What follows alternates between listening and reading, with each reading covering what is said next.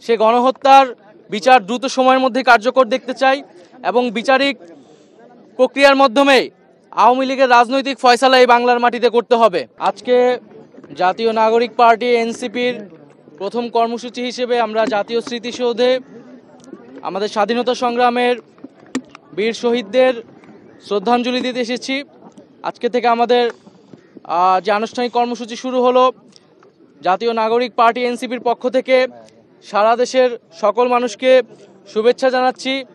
আমাদের এই ভূখণ্ডের জনপদের মানুষের যে লড়াইয়ের ইতিহাস রয়েছে, 1947 সালের আজাদির লড়াই থেকে শুরু করে 1971 সালের মহান স্বাধীনতা সংগ্রাম এবং 2024 সালের ছাত্র জনতার গণ অভ্যুত্থান, এই সকল লড়াইয়ের আকাঙ্ক্ষাকে ধারণ করেই আমরা নতুন বাংলাদেশ বিনির্মাণ করব এবং সেই লক্ষ্যেই এনসিপি কাজ করে যাচ্ছে। এবং আমরা বলেছি যে 1971 সালের মুক্তিযুদ্ধের মধ্য দিয়ে আমরা একটি স্বাধীন রাষ্ট্র পেলেও আমাদের যে সার্বভৌমত্ব, সেই সার্বভৌমত্ব বারবার হুমকির মুখে পড়েছে। আমাদের যে গণতান্ত্রিক প্রতিষ্ঠানসমূহ বারবার ভেঙে পড়েছে। আমরা একটি গণতান্ত্রিক সংবিধান গড়ে তুলতে পারিনি। একটি একদলীয় সংবিধানের মাধ্যমে ফ্যাসিজম এবং একদলীয় স্বৈরতন্ত্রের বীজ বপন করা হয়েছিল। ফলে আমরা বলেছি যে একটি নতুন প্রজাতন্ত্র আমাদের গড়তে হবে এবং তার জন্য একটি নতুন সংবিধান এবং গণপরিষদ নির্বাচনের প্রয়োজন। সেই জায়গা থেকে আমরা সেকেন্ড রিপাবলিকের কথা বলেছি এবং আমরা সেই লক্ষ্যে কাজ করে যাচ্ছি।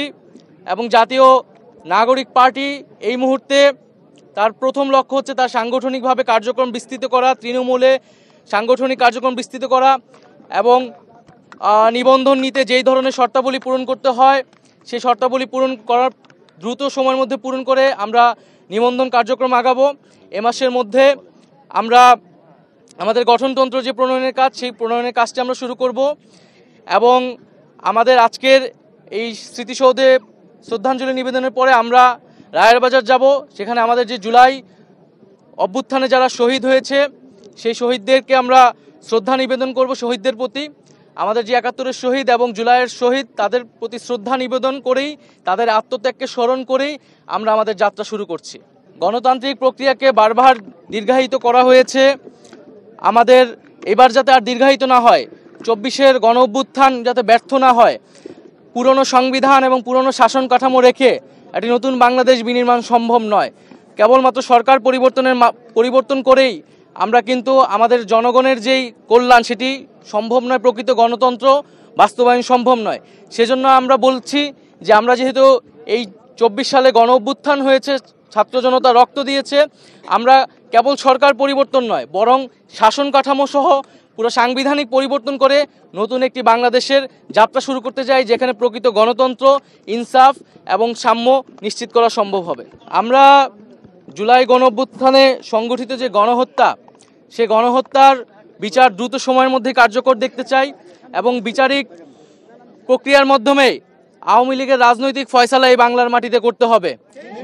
এই জুলাই গণ অভ্যুত্থানে আমাদের প্রতিশ্রুতি ছিল যে যারা এই হত্যাকাণ্ডের সাথে জড়িত এবং যারা গত 15 বছরে নানা ধরনের জুলুম করেছে তাদের বিচার এই বাংলার মাটিতে হতে হবে। এবং আমরা অন্তর্বর্তী সরকারের প্রতি আহ্বান থাকবে দ্রুত সময়ের মধ্যেই এই বিচার বাংলাদেশের মানুষ দেখতে চায় এবং বিচারের পরে যে সংস্কার কার্যক্রম, জাতীয় ঐক্যমত্য যে কমিশন রয়েছে, দ্রুত জাতীয় সংলাপে গিয়ে আমাদের যে জুলাই সনদ এবং যে জুলাই ঘোষণাপত্র তার দ্রুত বাস্তবায়ন আমরা দেখতে চাই।